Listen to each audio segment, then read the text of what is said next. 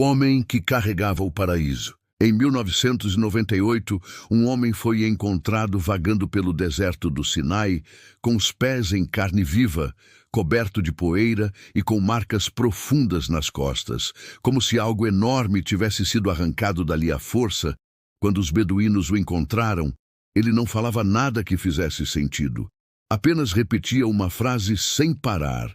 O céu apodreceu. Foi levado para um hospital improvisado e registrado como Samuel, sem documentos, sem origem, sem idade confirmada. E durante semanas ele permaneceu deitado, olhando o teto como quem observa um firmamento que não existe mais. Os médicos disseram que as feridas nas costas pareciam cicatrizes de queimadura e laceração ao mesmo tempo. Mas não havia sangue. Apenas uma substância clara e fria que secava como cristal.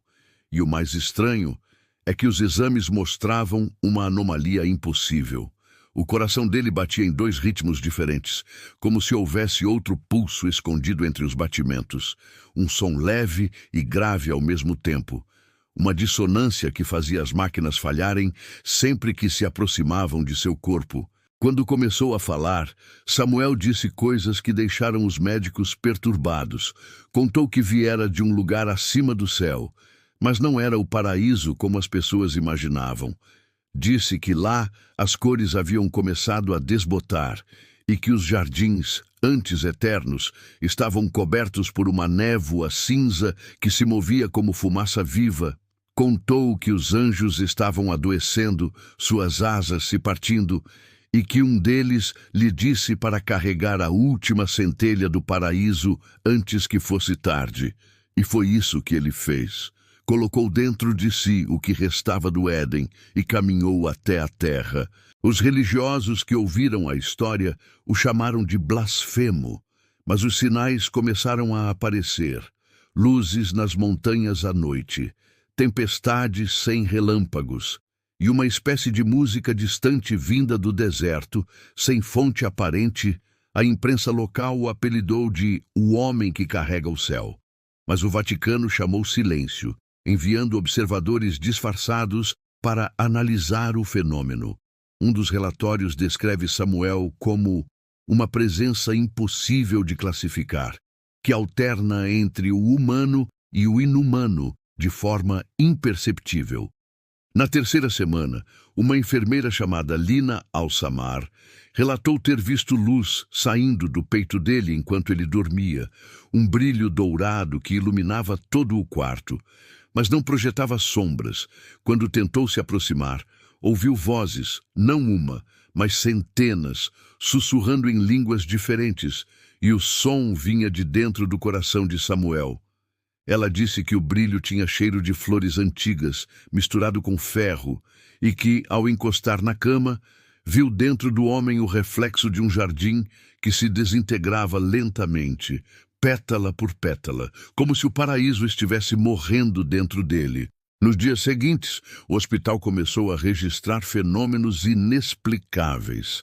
Plantas crescendo pelas frestas do chão, pássaros aparecendo em lugares fechados, pacientes que juravam ter visto o céu se abrir por alguns segundos e ouvido sinos distantes. Mas junto com esses milagres vinham pesadelos. As pessoas sonhavam com anjos de rostos queimados, pedindo ajuda, dizendo ele não devia ter trazido. E todos acordavam com gosto de sal na boca e lágrimas secas no rosto. Um padre egípcio chamado Yusuf Marek foi chamado para falar com Samuel, e a conversa foi registrada em áudio, na gravação. Samuel diz que o paraíso não foi criado para durar, que tudo o que existe precisa morrer um dia, até o eterno, porque o eterno também apodrece se não for esquecido. Ele dizia que os anjos tinham se tornado prisioneiros da própria pureza, incapazes de mudar, e que Deus havia se ausentado há tanto tempo que os céus começaram a tentar manter-se vivos sozinhos, devorando o que restava de luz. O padre pergunta o que havia dentro dele, e Samuel responde a lembrança de algo que não devia ser lembrado. Depois daquela conversa, Yusuf desapareceu, E no mesmo dia, as câmeras de segurança mostraram uma figura luminosa atravessando o corredor do hospital às 3h13 da manhã. As lâmpadas queimaram uma a uma enquanto a figura passava, e quando a equipe foi verificar, o quarto de Samuel estava vazio, apenas o lençol restava, queimado no centro, e nas paredes havia marcas de mãos feitas de luz, como se algo tivesse se apoiado nelas para subir. 3 dias depois, começou a chover no deserto, mas a chuva era diferente, fina, dourada, com cheiro doce e brilho próprio. As pessoas diziam que parecia pó de estrelas derretido, mas quem deixava cair na pele sentia uma dor intensa, como se o corpo rejeitasse a pureza. Os cientistas analisaram a substância e descobriram que não era água nem metal. Era uma composição orgânica desconhecida que se desintegrava quando isolada da luz. Chamaram o fenômeno de precipitação angelical e o associaram à presença de Samuel. 1 mês depois, os satélites captaram uma anomalia luminosa sobre o Mar Vermelho, um ponto fixo de energia que emitia pulsos em intervalos regulares, como um coração. Os teólogos do Vaticano compararam os dados e perceberam que os pulsos coincidiam exatamente com batimentos cardíacos humanos. Um padre idoso sugeriu que aquilo era o paraíso tentando reconectar-se ao corpo de onde fora arrancado e que Samuel havia se transformado em um novo tipo de guardião, um ser entre o céu e a terra, carregando dentro de si o último vestígio do divino. O fenômeno cessou após 40 dias. E o local onde Samuel fora encontrado transformou-se em um lago cristalino, de profundidade impossível de medir. À noite, o lago reflete um céu que não corresponde ao da terra, um céu com constelações que não existem em nenhum mapa humano.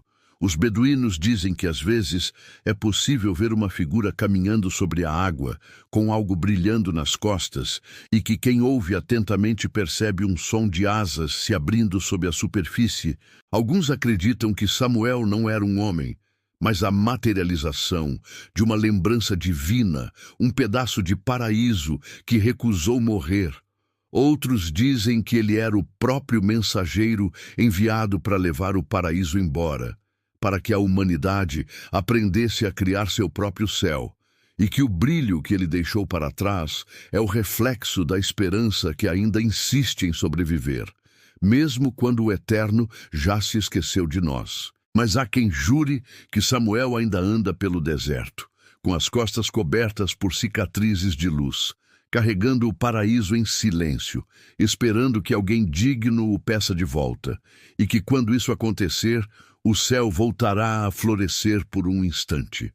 Apenas o bastante para lembrar que até a eternidade pode se cansar de ser eterna. E se você quiser continuar ouvindo histórias que caminham entre o divino e o esquecido, curta este vídeo e se inscreva no canal Crônicas de Outro Mundo, onde os segredos do céu e os sussurros do inferno se encontram no mesmo silêncio.